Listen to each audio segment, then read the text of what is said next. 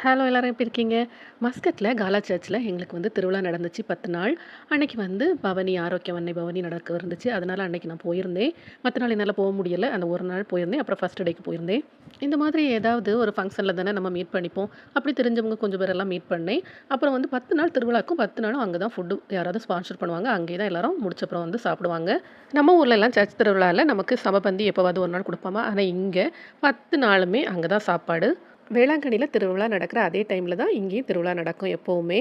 ஆனா மாஸ் முடியறதுக்கே 10:30 ஆயிரும். அதுக்கப்புறம் நமக்கு தேர் பவனிக்கு ஒரு 45 மினிட்ஸ் அதுக்கப்புறம் திரும்ப ஃபுட்டு முடிச்சு போகும்போது, இங்கிருந்து கிளம்பும்போதே 12:00 ஆயிடுச்சு அன்னைக்கு. எது எப்படியோ நான் கண்டிப்பா 2 நாளாவது போகணும்னு நெனச்சேன். அதே மாதிரி இந்த வாட்டி 2 நாள் போயிட்டேன். அதுவே எனக்கு சந்தோஷம் தான். அப்படியே முடிச்சுட்டு வீட்டுக்கு கிளம்பிட்டோம். சந்தோஷமா எல்லாரையும் பார்த்த சந்தோஷம் வேற. இன்னும் நல்ல வீடியோவுடன் சந்திக்கிறேன்.